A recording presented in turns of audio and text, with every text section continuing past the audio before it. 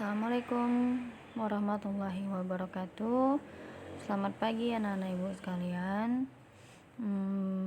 Pada pagi hari ini kita masuk ke pertemuan kelima, produk kreatif dan kewirausahaan. Materi yang akan kita pelajari itu adalah mengenai metode-metode perakitan. Jadi di sini kita akan membahas mengenai metode perakitan, di mana metode perakitan ini dia terbagi menjadi dua bagian.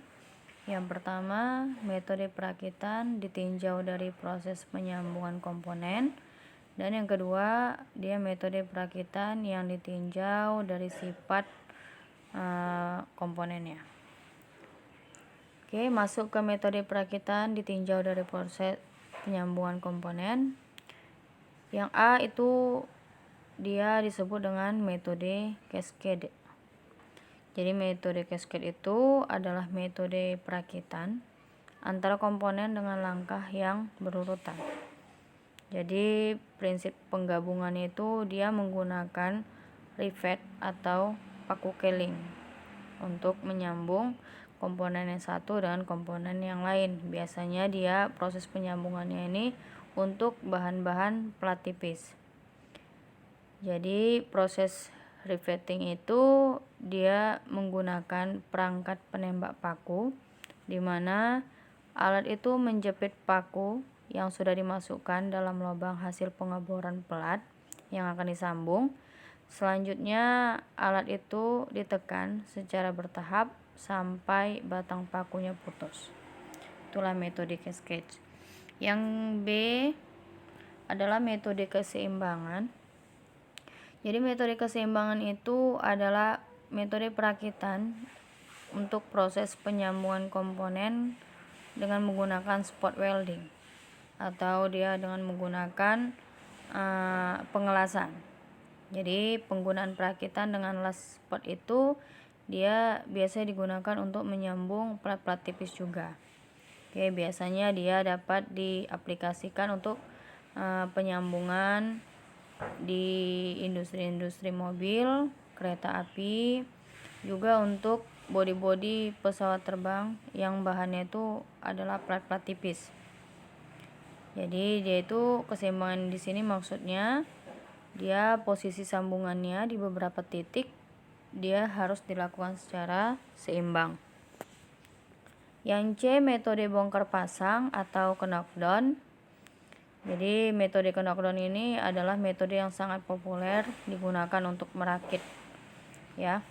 Jadi tujuan dari metode knockdown ini, metode bongkar pasang ini, dia tujuannya untuk memudahkan dalam mobilitas atau transportasi, memudahkan untuk proses perawatan atau penggantian komponen bagian dalam, memudahkan dalam operasional pekerjaan, dan konstruksi menjadi lebih sederhana. Jadi perakitan menggunakan knockdown itu dia biasanya digunakan untuk menggunakan sambungan baut dan mur atau screw. Jadi perakitan ini harus dilakukan dengan cara yang sangat teliti, terutama untuk pengoboran logam-logam yang akan dirakit. Jadi biasanya dilakukan dengan memberi posisi dasar pemasangan. Lubang yang tidak tetap lebih besar dari lubang yang tetap. Kita masuk ke metode yang kedua. Itu adalah metode perakitan yang ditinjau dari sifat komponen yang dirakit.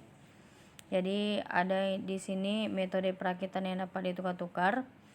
Jadi metode perakitan yang dapat ditukar-tukar ini dia metodenya bagian-bagian yang akan kita rakit itu dapat ditukarkan satu sama yang lain.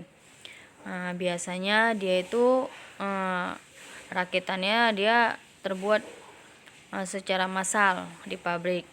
Jadi dia sudah distandarisasi. Keuntungan kita untuk menggunakan bagian komponen yang telah distandarkan itu, jadi waktu perakitan komponennya itu pun lebih cepat, dan dalam penggantian komponen yang rusak dapat diganti dengan komponen yang sejenis yang ada di pasaran. Akan tetapi tetap mempunyai kerugian, yaitu kita harus membeli komponen tersebut dengan harga yang relatif lebih mahal. Yang B, perakitan dengan pemilihan.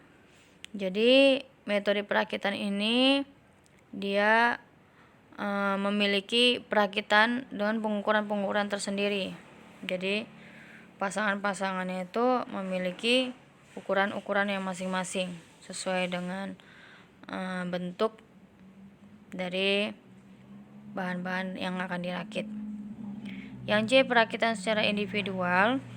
Jadi perakitan secara individual ini proses pengerjaannya itu kita tidak dapat memisahkan antara pasangan yang satu dengan pasangan yang lain.